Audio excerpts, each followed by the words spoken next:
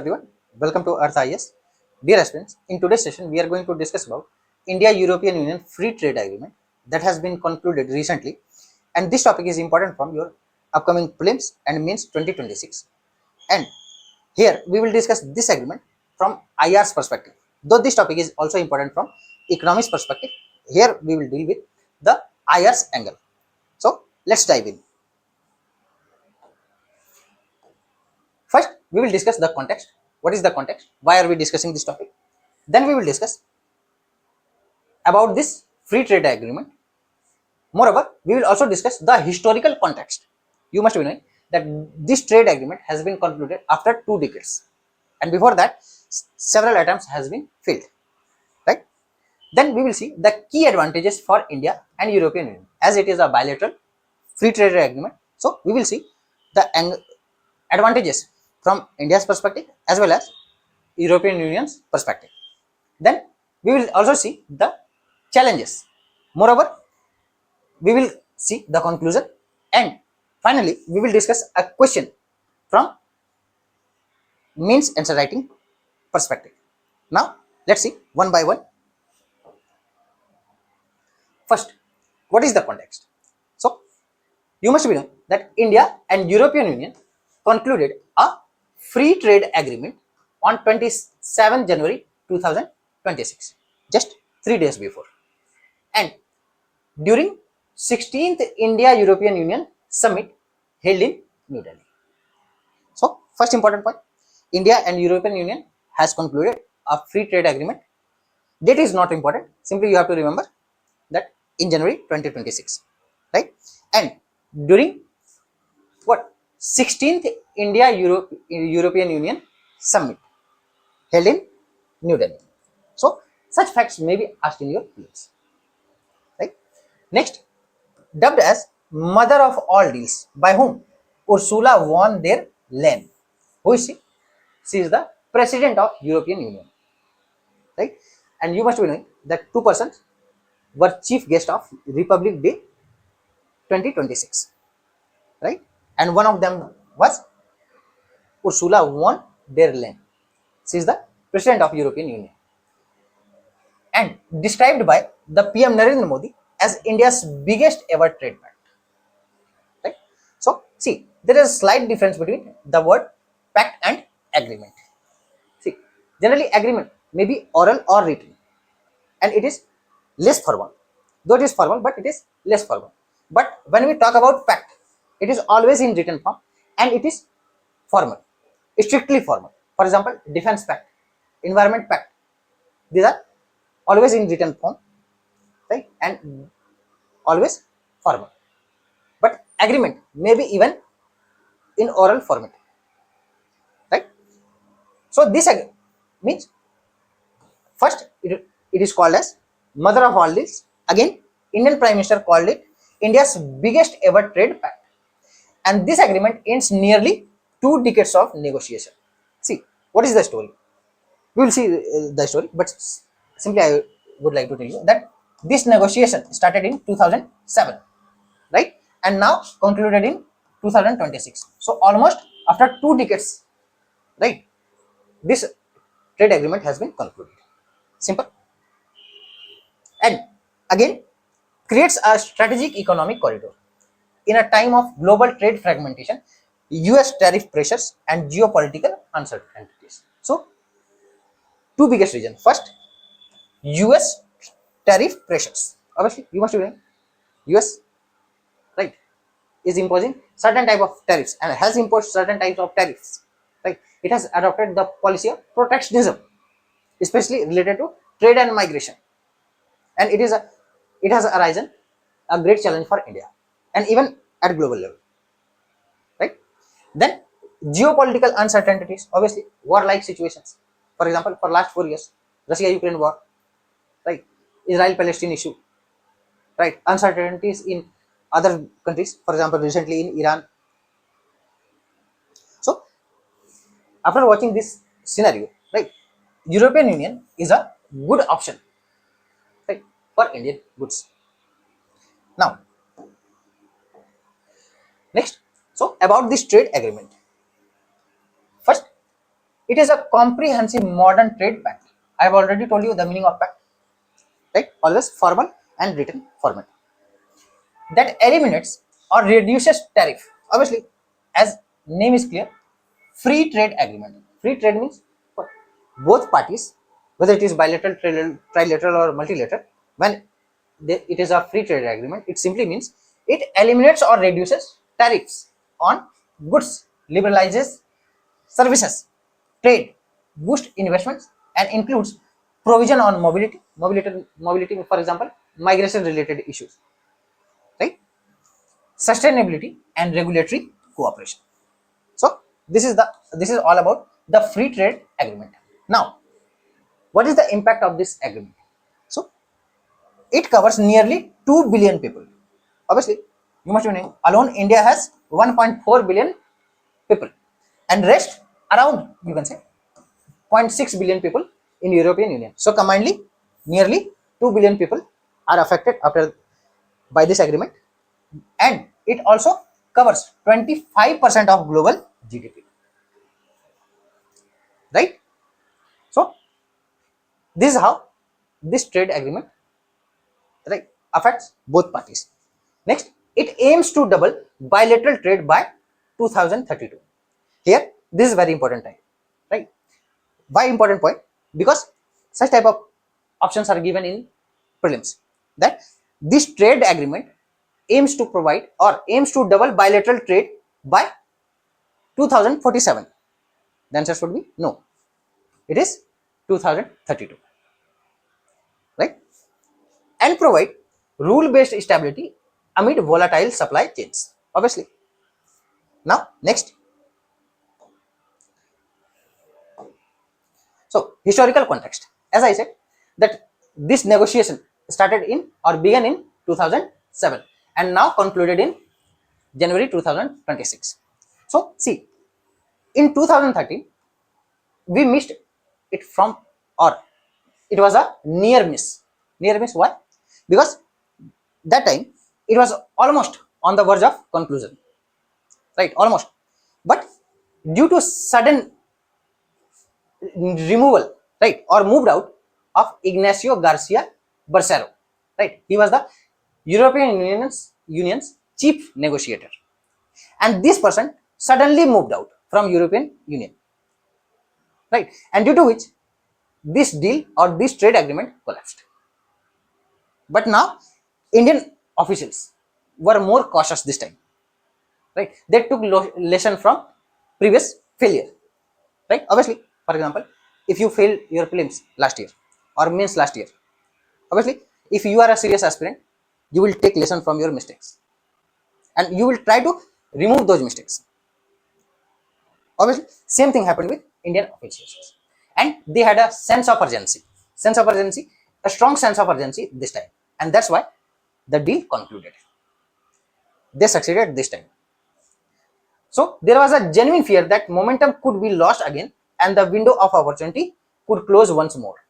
So taking lesson from 2013 incident, right, they had a sense of urgency, and this time, due to this sense of urgency, this trade agreement concluded. Next, why this deal succeeded? Obviously, as I said, that more pragmatic or practical approach.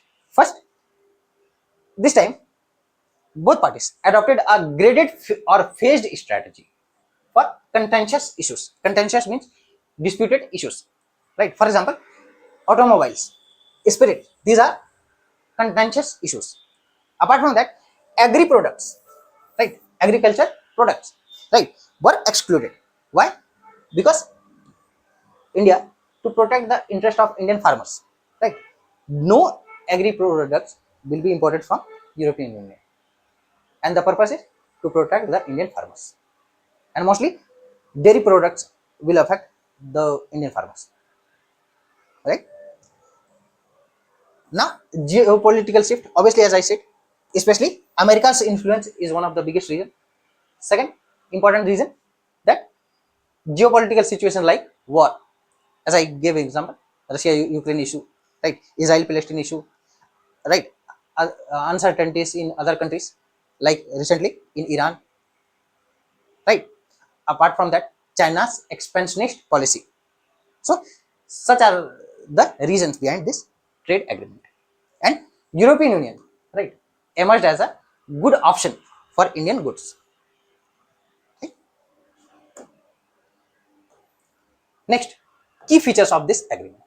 So obviously, as I said, that free trade agreement means either elimination or reduction of certain tariffs. So first, tariff elimination, right? So here, European Union grants duty-free access to 99.5% of Indian exports, right? Means 99.5% of Indian exports are now duty-free, right?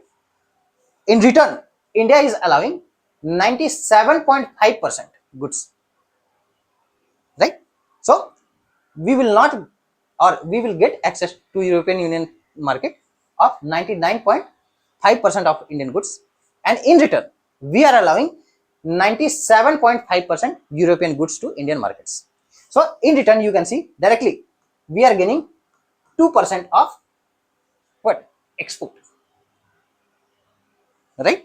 Here we are allowing only 97.5% European Union goods, and in return we are getting 99.5% exemption on Indian exports. So gain of almost 2%, and it will be done in phased manner over 5 to 10 years, not just in few days or few months, right? So that each and everything could be adjusted according to the changing times. Now, labor intensive sectors boost. Obviously, you must be knowing India is a labor intensive market, right?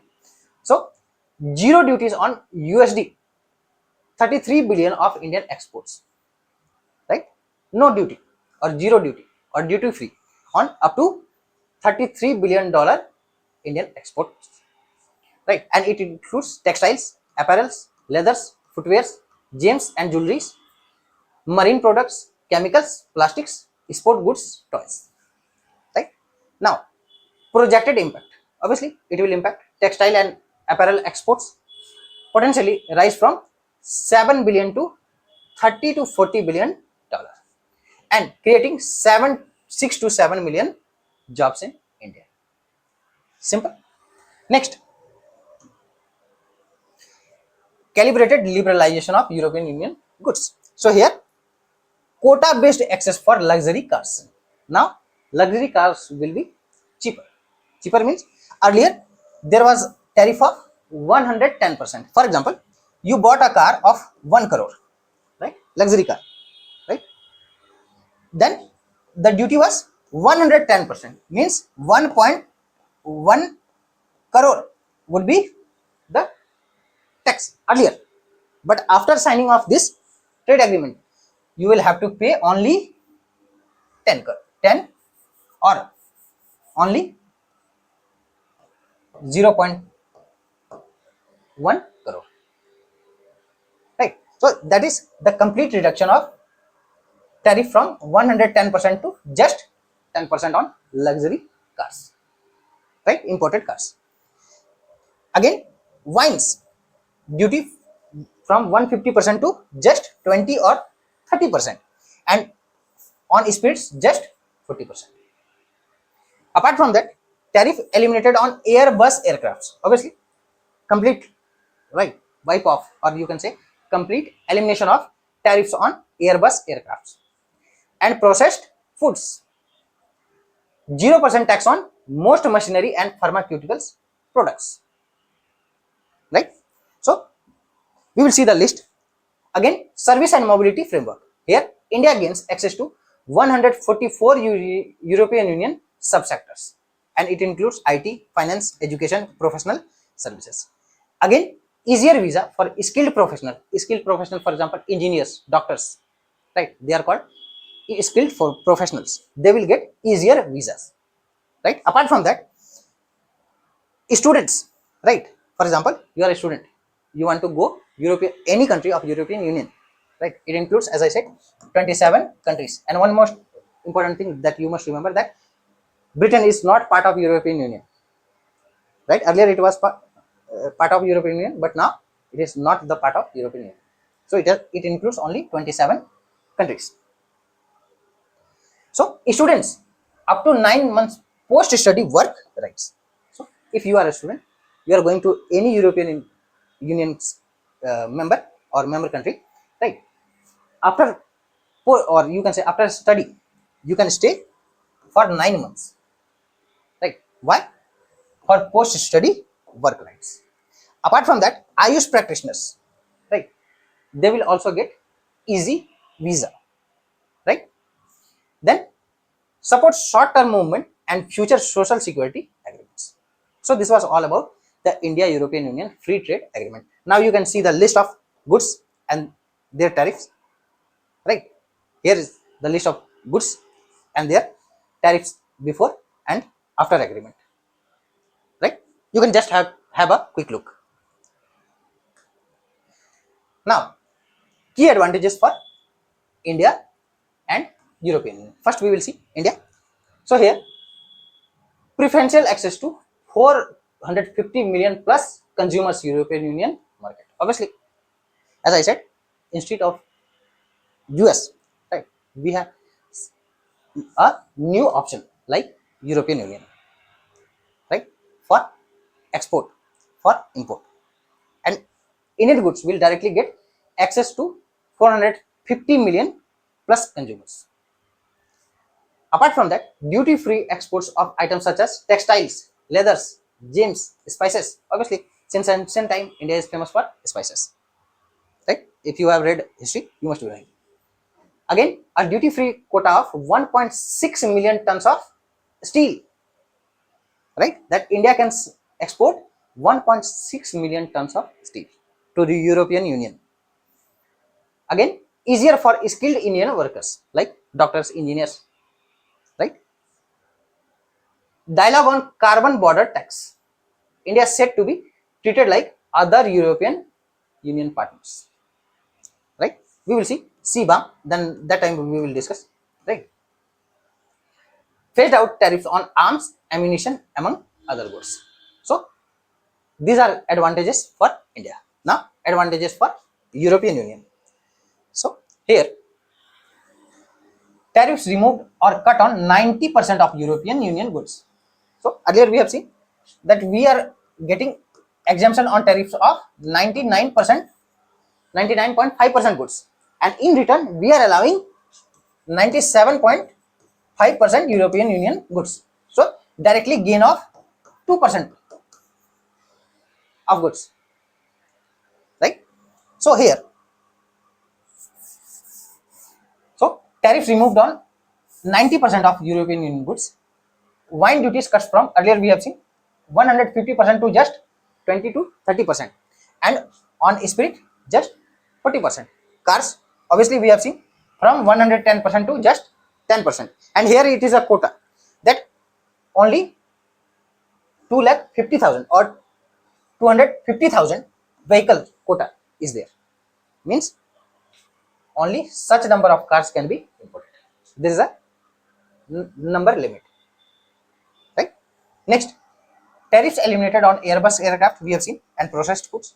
Zero tax on most machinery and pharmaceutical products. Last, what the deal does not include. So obviously we have seen that first, no concession on items such as chicken and rice. So no concession. Apart from that, no agreement on government procurement on energy and raw materials. Apart from that, sustainable development chapter, which was rejected by India. And lastly, agreement on geographical identification. Means India has not allowed GI tax for European Union goods. Right? Mostly, except few, mostly India allows GI tax for only goods that is originated or made in India. So no GI tax for any European Union goods. List we have seen. Now challenges. So first, non-tariff barriers. So here, non-tariff barriers means though we have eliminated certain tariffs, we have removed certain tariff barriers, but there are certain challenges that is related to non-tariff barrier, and one of them is strict European Union SPS standard. SPS standard means sanitary and phytosanitary standards, that is related to food security or food safety, not food security, food safety, plants and animal health, right?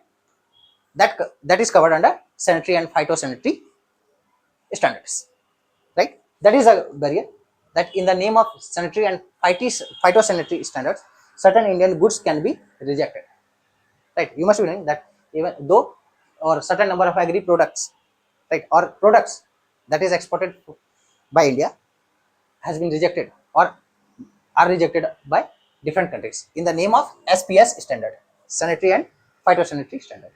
Why? For food safety, plant and animal health. Apart from that, certification delays, obviously, right? And you can connect this with red tapeism, right? Compliance cost for Indian agri exports and MSMEs, obviously, mostly if there is agri export, that may face SPS standard related challenges. Regulatory and IP, intellectual property right alignment, and here gaps in digital trade, data privacy, and AI rules, artificial intelligence related rules. And you must know that certain countries have very strict rules, right, and mostly related to data compliance, right? And for example, India is asking other countries to store data that is originated or collected from India only in India. No cross border data storage is allowed, right? That is a challenge. Next, European Union push for stronger IPR.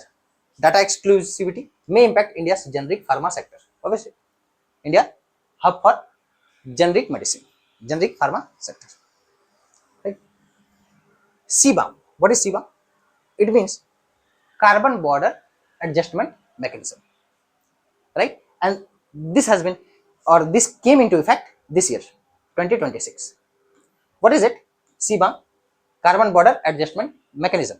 It is simply a kind of tariff that is imposed on certain goods, right, which emits carbon during its production. For example, steel, cement, right, they emit huge carbon, right, because mostly they run on fossil fuels. For example, in India, steel or cement production is based on what?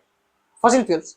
Mostly coal based industries are there, right? So this is one of the great challenge, right? Here you have to pay a certain tariff, right, on certain goods. For example, steel, cement, aluminum, right? It is one of the great challenge. Apart from that, domestic and political sensitivities. So here, risk of displacement of Indian MSMEs from European Union high tech influx. Obviously, their technology is very high, right? Very standard, right? So very standard, advanced, and that time Indian MSMEs could face challenges, especially technology related challenges. Apart from that, potential opposition from European Union farmers or agri lobbies during ratification, obviously, right? And as I said, that agricultural products has been dropped from the trade agreement, and here European Union farmers or agri lobbies, right, may protest, right? Then ratification time, obviously, as I said, that it will be done in phased manner, means it will take 5 to 10 years for full implementation. And here, legal scrubbing, right? What is legal scrubbing? Generally, lawyers study word by word of each and every agreement, and that will take time. That is called legal scrubbing, right? Translation into 24 European Union languages, obviously it will take 4 to 5 months expected time, right? Then approval needed from European Parliament and Indian authorities, obviously it will lead to delays. So these are certain challenges. First, Non-tariff barriers. Second, regulatory and IP alignments. CBAM and green compliance. CBAM, carbon border adjustment mechanism, right? A kind of tariff imposed on certain goods, right, which emits carbon during its production. Next, domestic and political sensitivities, ratification timeline. Now, conclusion. So, what is the conclusion?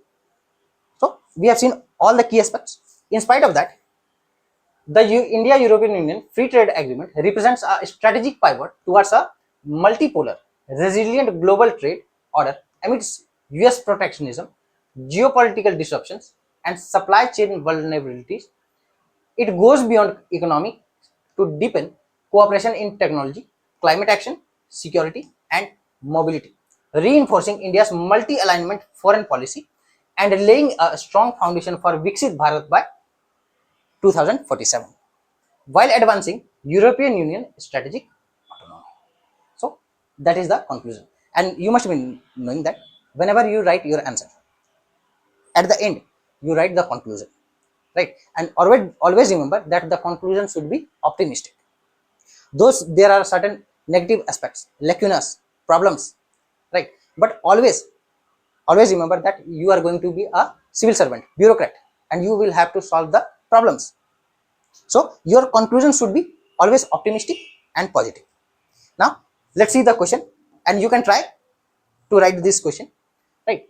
So the question is, the India European Union Free Trade Agreement concluded in January 2026 is not merely an economic pact but a strategic response to global geopolitical uncertainties. Critically examine, right? Focus on the word critically examine the key features. We have discussed the key features. Advantages, obviously, we have discussed the advantages of for India and European Union. And challenges, obviously, we have discussed the challenges of this agreement in the context of India's multi-alignment foreign policy and the evolving global trade landscape. You have to answer this question in 250 words and it carries 15 marks, right? So